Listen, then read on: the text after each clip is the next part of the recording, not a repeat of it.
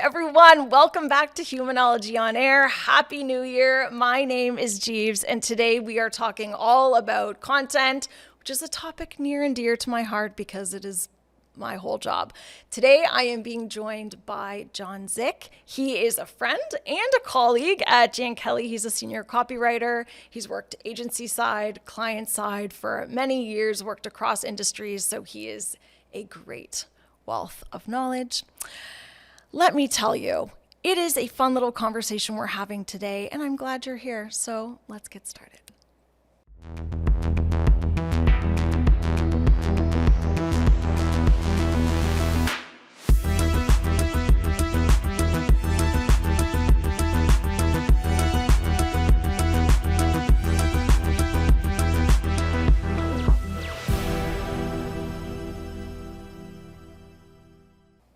John, thanks for being here. Oh, well, thank you for having me.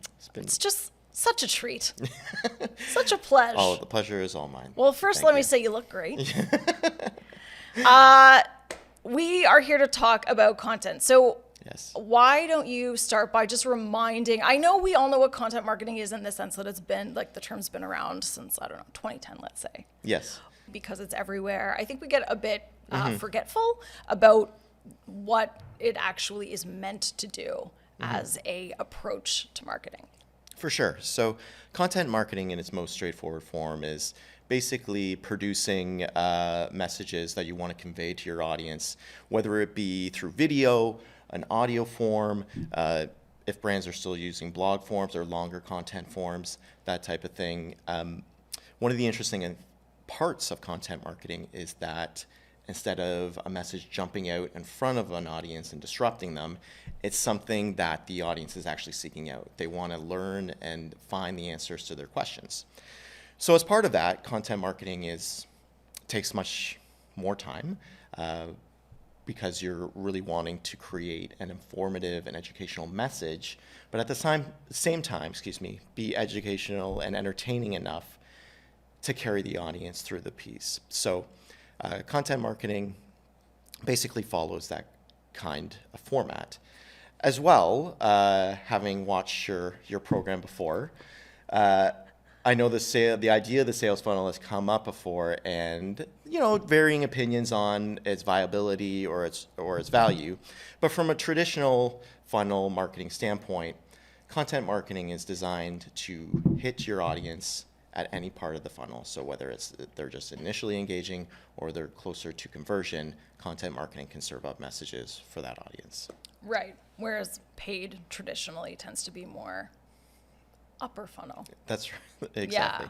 Yeah. I like what you said about at the beginning when you're like advertising traditionally is an interrupting type medium, in the sense like you're watching something or you're reading something and then something pops up, it grabs your attention. Whether it does a good job of that is its own thing, but it's not the main event, where content marketing is the main event. It's something you seek out, it's something that you want to consume, and as such it does take more time. Exactly. And you have a greater responsibility, I would argue, to do a good job. For sure. And it's funny, having been in the business for, I don't want to say the actual number, but a healthy amount of time. It's been decades. When breaking in the early aughts, a question I'd often get would be, oh God, you don't write those pop-up messages when I'm on email and that. And it would be like, of course I don't. Like, what are you talking about? But now within content marketing, where you can generate more value that people want to see, if I'm asked a question like, what are you working on? Well, I'm working on this, a gated content piece for a specific, whatever the brand is. Because there's it seems like we have data that there's a lot of questions around this topic. So we're creating a piece to kind of help answer people's questions. And people are like, oh, that's interesting. Like that, I can see the value in that. So it's kind of a night and day thing, which is nice as well. Yeah, it's a different point of view where people are like, oh, I actually kind of want to hear from the brand. Exactly. Yeah. on this because it wasn't necessarily always that way. So today we want to talk about sort of what's been going on in content. It's sort of an interesting time to be in content. And then we'll talk about our predictions for moving ahead 2024, what's happening. But let's talk about what's going on today. And I think y'all know AI is obviously going to dominate this conversation because it's just friggin' everywhere. But are you using AI in your work? Yeah, absolutely. So initially when I think ChatGPT was launched, there was an article in the Globe and Mail, and my wife, her first question was to me, is this going to affect your job? And at the time, we're still learning, or obviously learning today about AI. Like, it's an evolving thing. It happens. It's not like a static process. That being said, I use AI very much in the content that we work up on a day-to-day basis for clients. I think a great way that it's been put to me is like AI is just a tool, like how a builder would use a hammer or nails and stuff like that. Right. AI should be a tool for writers. So the value in it is immeasurable to me. I use it a lot as far as creating like things that we're doing here at Jen Kelly, as far as case studies, award submissions, stuff like that.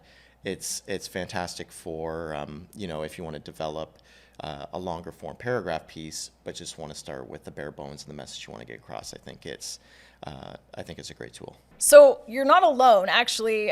Even like just from a B2B research standpoint alone, I think it's like 72% of content marketers are using AI, and that's not even the B2C side. So presumably they're using it more. I don't know why I always think that. But anyway, especially since B2B tends to be more long form. Regardless, the vast majority of content marketers are already using AI. It's like 28% aren't, and often that's like a lack of, it's like sometimes it's corporate mandated not to use it, sometimes it's just lack of training and understanding. All this to say, you are not alone. But saying using AI, like that's nice, but like specifically to what end? Like how do you use it? For sure. So I think one of the underrated or parts of our job that I didn't expect AI to be such a helpful tool is in brainstorming. So obviously we're working on concept development for our clients.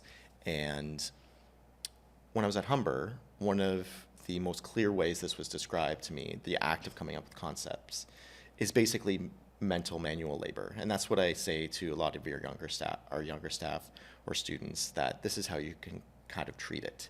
It's a way of you're kind of unpacking your brain. So if you have a brief that is really linked to a specific phrase within, if it's an insight or communication objective, and you've gone so many different ways on it, and you're kind of stuck, perhaps you put that actual gem within to AI, and they will come up with a different way about it, and that can start to help unearth new ideas. So that was something I didn't actually expect. Initially, when we're talking about AI, it's like, oh, I'll have to do less work. Well, as we can see, that's not the case, but it can be an excellent resource, not only for the actual content creation, but coming up with concepts as well. I've used it in taking a concept and then rolling it out in all its sort of forms from a pun perspective. Like, of course, yeah. For example, we had a campaign, it was like red hot. And then it's like, now take all of the possible hot, puns and like sizzling and smoking and steaming. And it's like, yes, you can use thesaurus.com, but actually it's like, no, it'll give you like different ways to use this. And anyway, you get the point, but it's been actually very helpful in like those ways to kind of get you started and be like, oh yeah, I guess I could go down this road. Oh, absolutely. So one of the things that I've been fortunate enough to do here at Jen Kelly is myself and one of our creative directors, Kate Petrie, we did a series of creative workshops with the client, basically just kind of taking them through the creative process, how to get past a creative block, that type of thing. And one of the things that just came up again and again is just literally the phrase, just switch it up. Like if you're used to working in a certain area, take your area from your desk and go outside, or go just change it up a little bit. And AI is just another way of doing that. It gives us the way to basically take what we're doing or take what we're used to doing and turning it on its head. And through that comes comes new paths and new avenues. Yeah. I heard this thing that was talking about AI as a tool where it's a tool to help you do your job better or worse. Yeah. Like it's kind of up to you Yeah. how the end product sort of comes out and like what you sort of accept from it and what you reject from it, how you use it and wield it. And it's like, yeah, you can use it and destroy your brand or Exactly. you can use it Yeah. to help. And it's sort of like I think that's where like the professional and like the experience comes in, where you're like, okay, actually, I know like that's kind of garbage or that's hack, and that's that there's something there, and I can mine that a little bit more. For sure. We were talking about before we started rolling. We were talking about like the editing piece and the review piece. Exactly. Yeah. So, as say for example, I'm taking a case study and starting it. So I have my points. And, when we're doing something like that, we're writing from the Jan Kelly brand voice. So if we're loading in our points and then the output being a paragraph and some sentences, we have our starting point there. But I think a lot of the real work comes in through the review and editing process. I think it's really important within the editing process that you're able to kind of nail down on the tone and eliminate where that content doesn't live up to the tone that you want to basically broadcast to the audience. So I think editing and review seems like a straightforward task, but there are cases where it can go very, very wrong if you have content that you haven't properly judged or evaluated and have sent that out to the world. It can be very disarming and even unsuturing to the reader. Right. Well, and writing is editing, as they say. As they say. As they say. So, okay.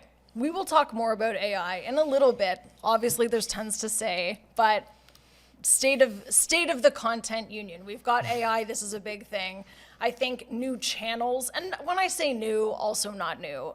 TikTok is obviously exploding. B2B is still on the slow side of TikTok. I think what I was reading was like 19%, 18 or 19% of B2B content marketers report being on TikTok, which is not a lot, but more than double from last year. So that is like statistically significant. It's kind of interesting. I don't know if your clients are on TikTok. Not the ones that I worked on most recently. There have been like creative presentations or work that we've, concepts that we've presented where we're trying to mix it in, right? Like you say TikTok, but I'm basically just watching YouTube shorts, like the short video content. You can see the draw that it has. Just me as a user, I can just look at my phone wherever and just get lost in a scroll. To that note, like of YouTube shorts and TikTok, like video search, I think is also here to stay, and it's something that we do think of like written content, and I think more and more it's like, well, not stop certainly, but in addition to text. One of the things that I've observed about AI is that I think it will change SEO. I don't think SEO is like necessarily going anywhere. I think it just shifts it. And I think because it shifts it, it's like, I think we just have to think a little bit differently about the content that we're producing. One of the things is like, yes, as a trend, we do need to think about video search, but even in text search, I think my sense is if your content is easy breezy, I think you're wasting your time. I think it's more valuable to like answer bigger questions with more expertise. That can't just be like a bolded line in your browser. You know what I mean? Yeah, absolutely. My sense is that people do not want to go to websites for information when it comes to quick answers. Yeah. Which is why I think case studies are still like one of the top most effective forms of content marketing, because it's like, well, like a case study isn't going to pop up in a browser. Like it's like, no, you will go to the website and read the case study or the testimonial. It's like, no, this is content that you will actually spend time consuming, because it isn't just a quick answer. There's some expertise that is involved there and some additional value.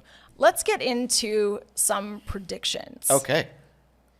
Sorry, I came in hot on that. Okay, there. No, you know what that tells me? It tells me you're excited You've got something up your sleeve. I Yeah. want to hear, what do you think? We know what's happening now. What do you think will happen? Yeah. And don't say more of the same, because we already know.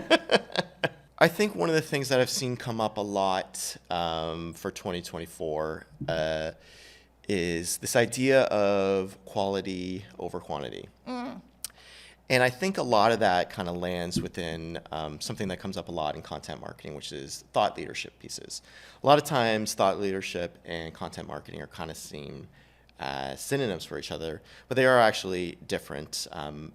Thought leadership being a part of content marketing, but not necessarily a required part. Right. So thought leadership, as we know, is basically of just creating a voice for a brand that can be trusted. You know, it's right there in the name. Thought leadership is being a leader within the market, being a leading voice, someone that can bring trust and honesty and transparency. Thoughts. Exactly.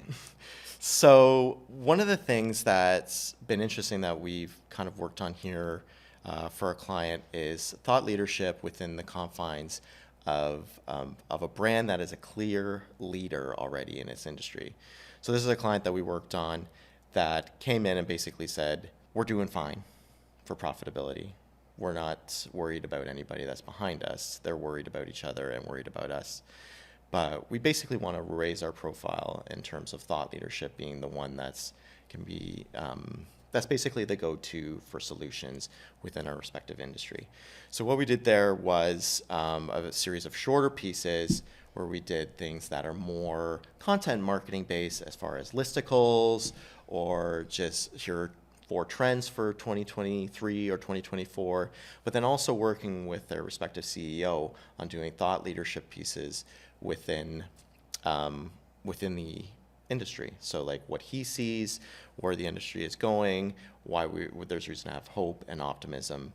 And I think longer pieces that take more time but raise the level of quality is something that we're going to be looking at more as we go into the next year.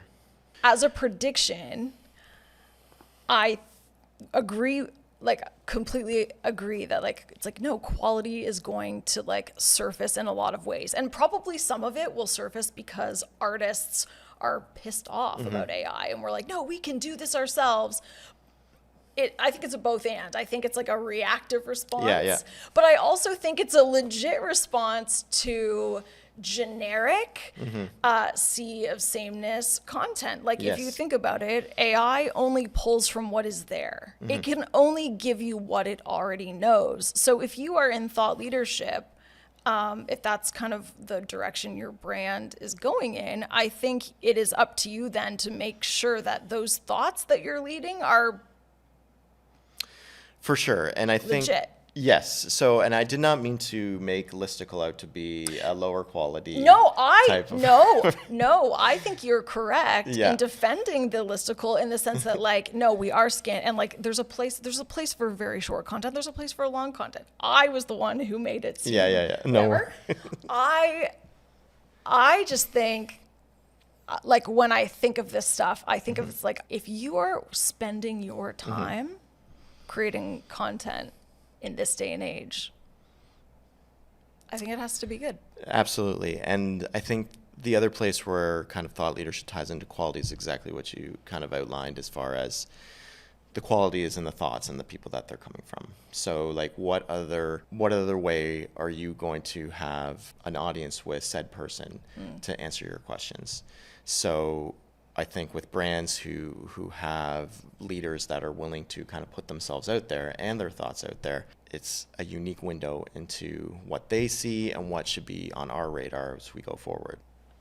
I think for me, it's sort of, when I think of quality and thought leadership and everything I was just saying about, it's like the quality is in the thinking itself and in the insights. If sure. you are relying on AI to pull your insights out, it's like, well, you're not going to be very differentiated. And Yeah. I think there's like a differentiation piece in terms of quality. I think there's like a BS piece, people like being able to spot BS. I think it's a credibility thing. I think I totally hear where you're going. And I think another thing that we're going to have to keep an eye on as we kind of move forward is this idea of, as we're using AI to generate content, will us as a company, will brands as brands, or us as a collective, will there be any guardrails around how we use AI?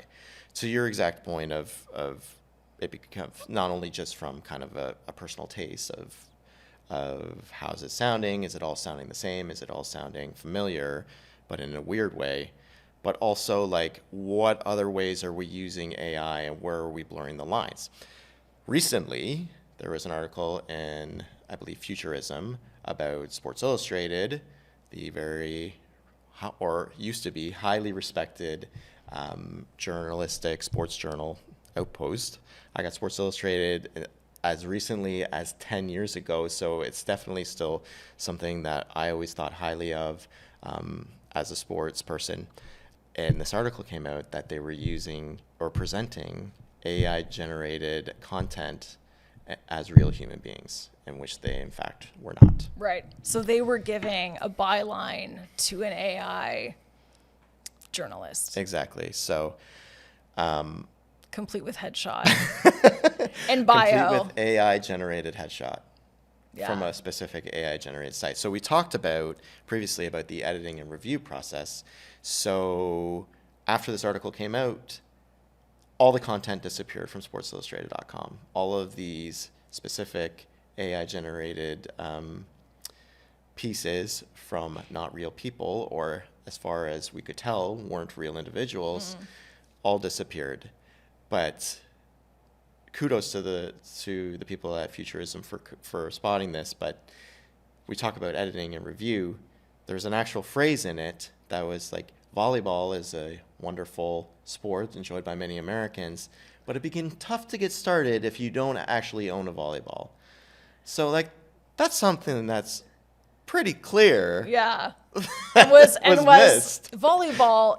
If you don't own a volleyball and it was underlined and it's an affiliate link that Yeah. gives kickbacks. So just to like summarize what you're saying, Exactly. Sports Illustrated was using AI to write articles, not disclosing it, and in addition to that, using not only not paying writers or editors apparently, and then using affiliate links, so they're actually profiting somewhat off this article. That's a good point too. And then Futurism calls them on it, and all of a sudden they pull this content off the site, and then that's it. You're like, well, and that, like, I guess like Futurism, I know which article you mean. They reached out to the publishers or like the owners of Sports Illustrated, and like there's no standards, no governance. Exactly. Yeah. And you think from like a running it back from just pure capitalism standpoint, it's like, yeah, if there's no standards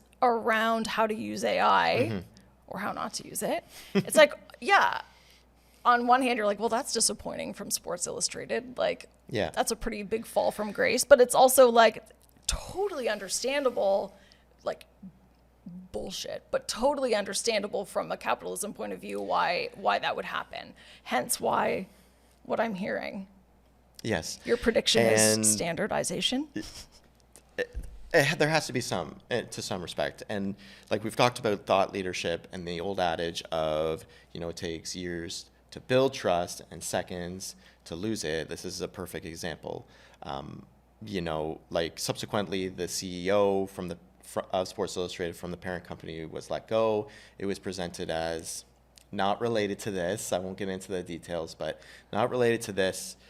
And they've just passed it off as, oh, this is an issue with a third-party vendor that we're using.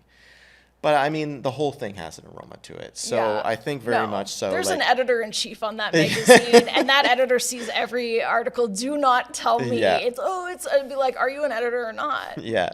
And like, yes, this is a publication. This isn't necessarily content marketing, but to your point, Yes. if you are a brand that's building credibility around a person, around like your thought leadership, and there's a face to it, it's like, you better make sure that that face has some thoughts behind it that are theirs. My personal opinion is if you are not presenting original research or an original take on existing research in whatever industry you're in.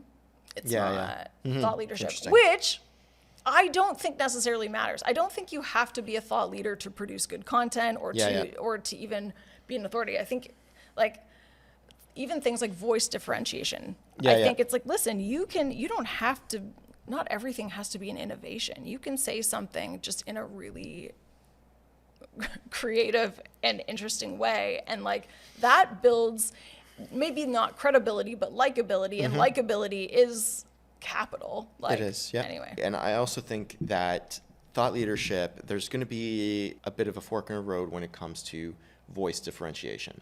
So if I can just speak to the audience, I love you guys. I'm not saying this about anyone in particular. It's not you. For real. I do it myself. Geez, one of the phrases that really annoys me is, I know.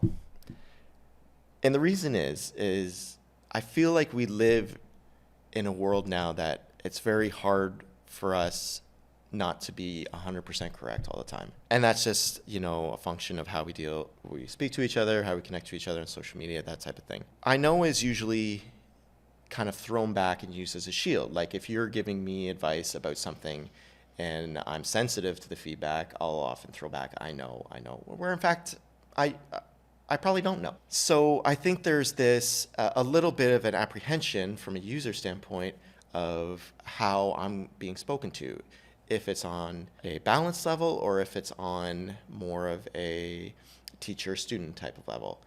And thought leadership, a lot of times traditionally, even though it's important to be conversational in tone, there's also an era of authority around it.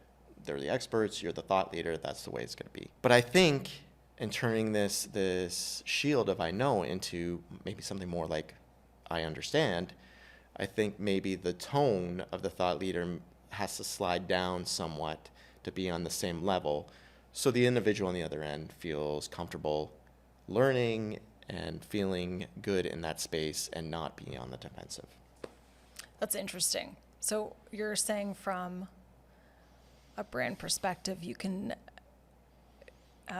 lower the stakes a little bit in terms of your own, not expertise, but maybe? Or is it like, no, you're still the expert, but you could maybe be a tad more approachable? Yeah, I think it's more the latter. It's that tone of approachability. So a phrase that I use, or at least pops into my head, of course, like AI, I'm not using the same phrasing for multiple brands, but something along the lines of, you might be thinking, how does this product do this? Well, we're glad you asked. That level of conversation, bringing that even more to the forefront. I think that already exists in thought leadership, but I think there might be a tilt even further so the eye lines match up rather than one being higher than the other. What do you think about like positivity versus negativity? For sure. Yeah, it's a great question. It's funny. More and more, I feel like I'm seeing either anxiety around or anxiety based on uncertainty of what's to come that's seeping into briefs, whether it be a human insight, whether it's a part of the communication objective. And obviously a lot of this has come from COVID and just where we are now and just, the unpredictability of all sorts of things where we are socially, culturally, politically, that type of thing. So it is a bit of a tightrope, I would say, in presenting a feeling of authenticity as far as we know what you're going through, we know what you feel, but not being overly negative. We want to present the solution first still. But I think there is a bit of a needle to thread between being real and not being ominous or fearful. Yeah, I do feel like actually acknowledging pain points, acknowledging when things are not great. I feel like that builds credibility more than just not mentioning them at all. Yeah, I think everyone has, I agree, and I think everyone has their own appetite for it. But I think it's a work in progress, and I think we sometimes need to push clients a little bit to feel that as well. But everyone's going to have their own comfort zone, and I think you need to take small wins too when you're trying to be real and present something maybe that isn't the most pleasant thing, but it's something that the consumer is feeling. It's, I think, a work in progress, but I think we're already taking steps to try to make ground in that area. At the very least, I think it's an opportunity, like addressing negative things and being like, hey, yeah, listen, things suck right now, but also here's something that's good. Yeah. Maybe not in those exact words, but I think that is an opportunity for differentiation, because so many brands just want, like, oh, we're positive, we're confident, we're bold, we're all these things. It's like, yes, good. But if you want to maybe make yourself stand out a little bit, maybe don't be afraid to acknowledge some of the stuff that's going on in your own industry within the context of like what your customer needs to hear. I don't mean like just generally speaking. And I think a lot of consumers are good at kind of sniffing out the saccharine, if you will. Like, it's good to be positive and hopeful, but if there's no credibility to it, it just comes off as being fake or false. I think if you're realistic about negative, then people will believe that you're realistic about the positive stuff as well. Yeah, that's a great way to put it. So to recap, we have thoughts on, prediction for 2024 is focus on quality and like really, if it's a thought leadership piece, having better thoughts. Like that's a weird thing to say, but like being really, really intentional and taking maybe more time about the thoughts that you present. If you're content marketing and not in thought leadership, then it's just making sure that you are not sounding the exact same as every other brand just because you can, because AI makes it a little easy. Okay, so quality, great. We also have talking about standardization, and most organizations do not have governance or policies around how to use AI. Like we're seeing big lawsuits around copyright infringement, and that's a big deal, and brands should maybe think about that moving forward. And listen, like you said, we're all learning. Of course, yeah. And they're like, we have to kind of figure that out, and so it's not a blame piece. It's just like I imagine that more organizations will take this seriously as the world is like, oh no, how do we actually like even like legally, how do we deal with this? Fine. Any other predictions? Oh, just if we're recapping just the idea of the tone differentiation, how we're going to try to level out the playing field so we can bring more people in and kind of alleviate that feeling of uncertainty or anxiety or that type of thing. Okay, so last prediction. Yes. And I believe you have something to say about audience work. Yeah, for sure. One of the things that I've heard from a lot of writers and felt myself is a concern around if we're creating the right type of content. And not necessarily like we don't have enough resources or we're not being briefed correctly, but is there enough data out there on the target that we're speaking to where we can truly kind of hit the sweet spot in the messages that we're serving up to them? When I used to do personalization, like when I broke into the industry, it was around DM or direct mail. And these are like mass drops. So even if a personalization is, coming from whatever list, I have no idea still, like if I'm actually speaking to the people and their needs. I think we still have the ability, or now have the ability, to actually do that. Right. But how do we get access to that type of data? I think that's something that's in the mind of a lot of writers. Yeah, that makes sense. And it's funny that you said before, like we have the resources, which up until now, we kind of didn't. Like content has been, for a while, it was sort of the Wild West in terms of how it was structured organizationally, and then like getting the right people in the right seats and having enough of those people, especially to meet the demand when it was like more content, more. And now it seems like maybe we're not tasked with making as much anymore. Maybe it's more about quality, but being confident about like, cool, but are we making the right stuff?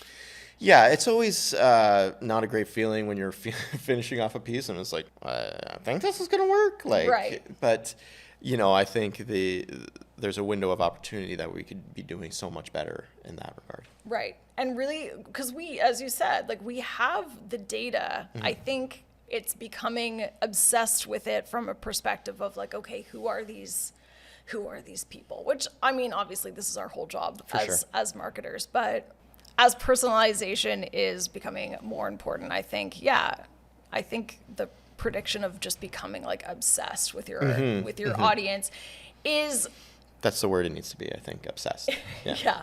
Don't stalk people, but like, or do, but from a safe distance. Yeah, I think audience obsession is a great predictor, but even like it sort of follows like what you were saying about quality. Like your quality will improve if your knowledge of your audience improves, you know? Okay, well, I feel like we've heard a lot today, and not all of it was about AI, but most of it was, and I think that's just going to be the way it is. I think it's really up to us as content creators, as marketers, to be like, okay, we've got this thing.